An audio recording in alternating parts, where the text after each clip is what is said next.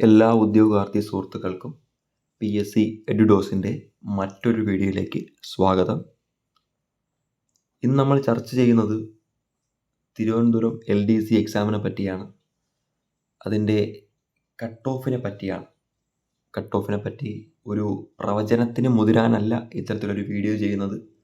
മറിച്ച് നിങ്ങളിലേക്ക് കുറച്ചുകൂടി ആധികാരികമായ ഒരു കട്ട് ഓഫ് പ്രവചനമല്ല, മറിച്ച് നിങ്ങളിലേക്ക് കുറച്ചുകൂടി വിശ്വാസയോഗ്യമായ കുറച്ച് മാർക്ക് റേഞ്ചുകൾ പരിചയപ്പെടുത്തുക എന്നുള്ളത് മാത്രമാണ് ഈ ഒരു വീഡിയോയുടെ ഉദ്ദേശം. ഇതൊരു കട്ട് ഓഫ് വീഡിയോ ആയി പരിഗണിക്കേണ്ട കാര്യമില്ല.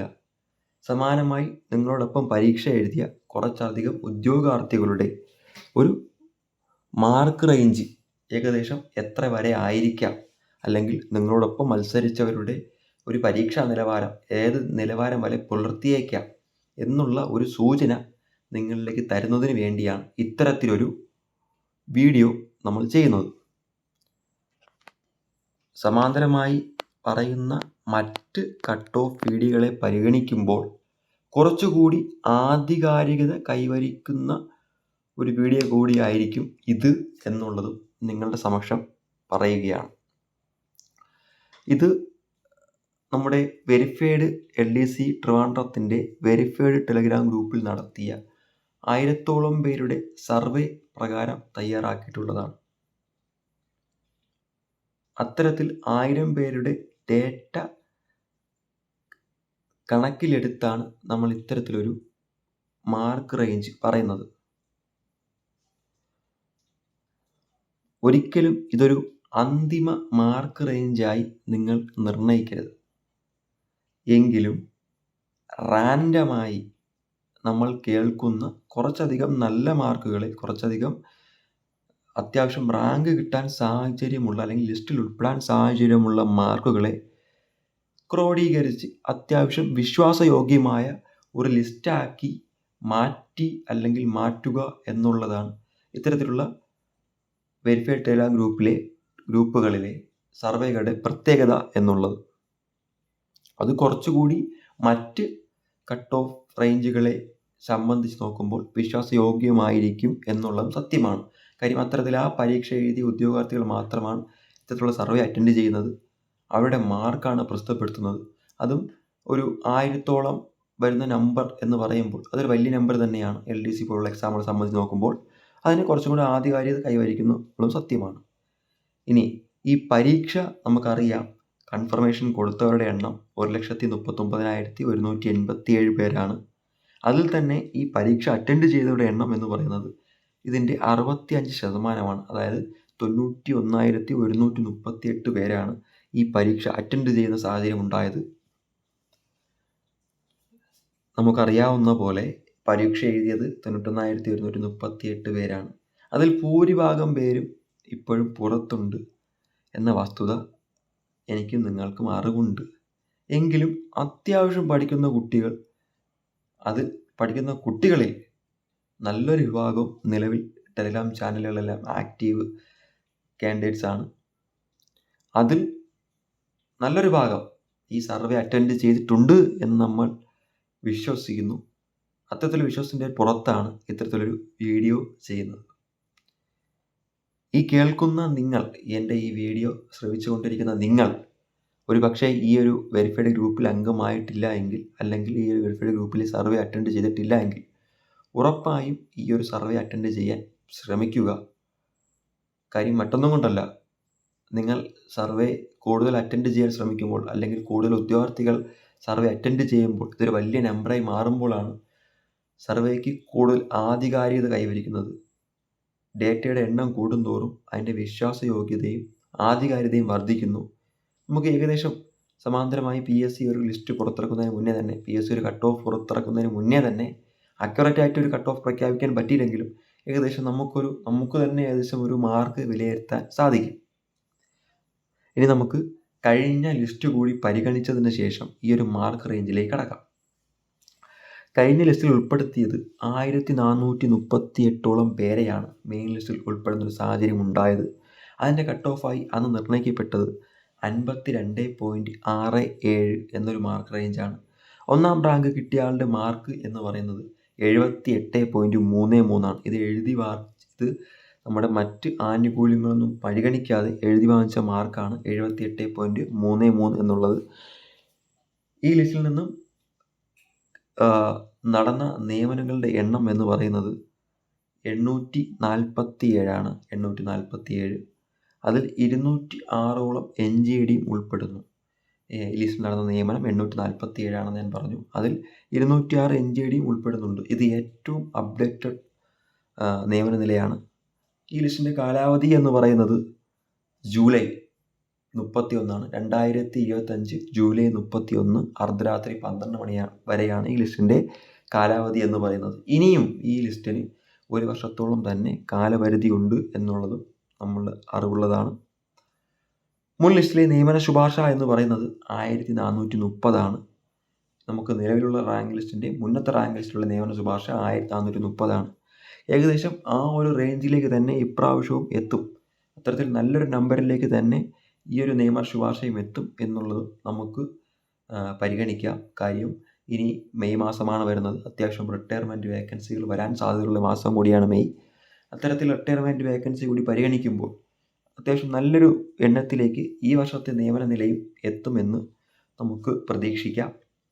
ഇനി ഒരു കാര്യം കൂടി നിങ്ങളിലേക്ക് പറയാം. അതായത് 2026 നിയമസഭാ ഇലക്ഷനെ കൂടി മുന്നിൽ കണ്ട് അത്തരത്തിൽ ആ ഒരു ഇലക്ഷനെ മുൻനിർത്തി ഈ റാങ്ക് ലിസ്റ്റ് പരിഗണിക്കുകയാണെങ്കിൽ അതുപോലെ തന്നെ സമാന്തരമായി പുറത്തിറക്കുന്ന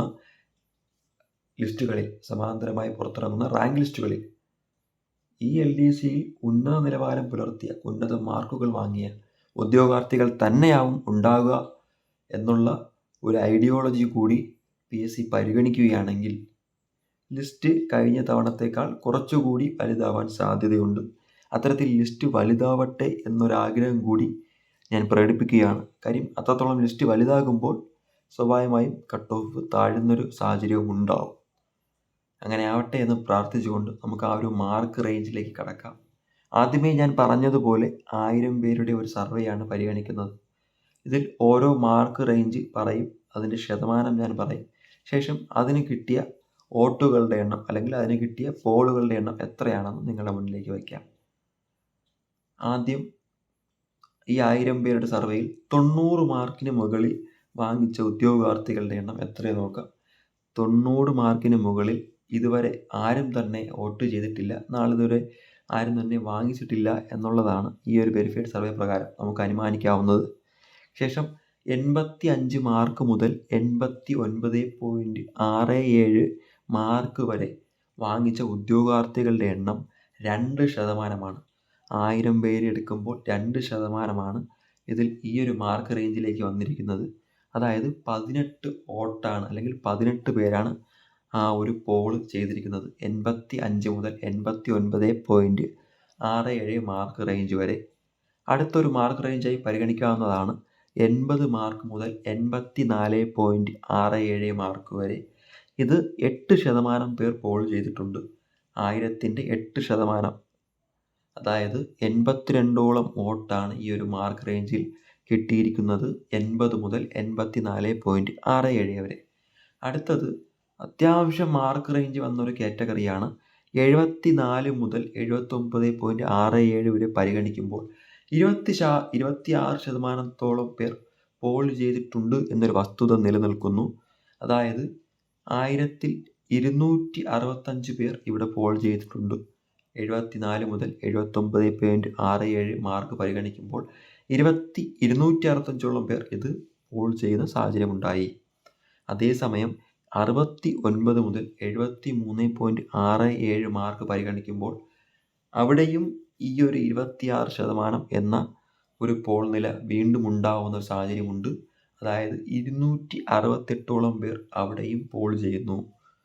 ഈ ഒരു മാർക്ക് റേഞ്ച് ലഭിച്ചെന്ന് നമ്മളോട് പറയുന്നു. അടുത്തൊരു മാർക്ക് റേഞ്ചാണ് 62 മുതൽ 68.67. അവിടെ ഒരു 24% പേരുടെ ഒരു വോട്ട നിലയാണ് ലഭിക്കുന്നത്. അതായത് 241ഓളം പേർ ഈ ഒരു മാർക്ക് റേഞ്ചിലുണ്ട് എന്ന് പറഞ്ഞു വയ്ക്കുന്നു. ശേഷം 56 മുതൽ 61.67 മാർക്ക് റേഞ്ച് വരെ 9% പേരാണ് പോൾ ചെയ്യുന്നത്. അതായത് 87 വോട്ട്. ശേഷം 50 മുതൽ 55 വരെ അവിടെ ഒരു 3% വോട്ടാണ് പോൾ ചെയ്യപ്പെടുന്നത്. അതായത് 29 വോട്ട്. 50 താഴോട്ട് ഉണ്ട്, വോട്ട് നില ഉണ്ട്, പക്ഷെ അത് പരിഗണിച്ചിട്ടില്ല നമ്മൾ ഈ വീഡിയോ ചെയ്യുമ്പോൾ. ഉറപ്പായും 50 മേലേക്കായും കട്ട് ഓഫ് എന്ന് നമുക്ക് ഉറപ്പിക്കാൻ സാധിക്കും. 60 മേലേക്കാവാം കട്ട് ഓഫ്. കാര്യം ഈ ഒരു മാർക്ക് റേഞ്ചൊക്കെ പരിഗണിക്കുമ്പോൾ അത്യാവശ്യം നല്ല മാർക്ക് വാങ്ങിച്ച ഉദ്യോഗാർത്ഥികളുണ്ട്. എങ്കിലും നമ്മൾ നേരത്തെ പറഞ്ഞ ഘടകങ്ങളൊക്കെ പരിശോധിച്ച് PSC നല്ലൊരു ലിസ്റ്റ് ഇടുകയാണെന്നുണ്ടെങ്കിൽ ഈ ഒരു പറഞ്ഞതുപോലെ 60 ആ റേഞ്ചിലൊക്കെ നിൽക്കുന്ന 60, 65 ആ ഒരു റേഞ്ചിലൊക്കെ നിൽക്കുന്ന കട്ട് ഓഫ് ആയിരിക്കാം പ്രസ്താവിക്കുന്നത്. അന്തിമ വിധി നിർണ്ണയിക്കാൻ PSCക്ക് മാത്രമേ അധികാരമുള്ളൂ, PSCക്ക് മാത്രമേ സാധിക്കുകയുള്ളൂ. നമ്മളിവിടെ പറഞ്ഞു വെക്കുന്ന ഒരു റേഞ്ച് മാത്രമാണ്. ഇനി വീണ്ടും നിങ്ങളുടെ ഒരിക്കൽ കൂടെ പറയുന്നു, ഇതൊരു അന്തിമമല്ല, ഒരു അന്തിമ നിർണയമല്ല. ഇനിയും ഇതിനേക്കാൾ പോളുകളുടെ എണ്ണം വർദ്ധിക്കാം.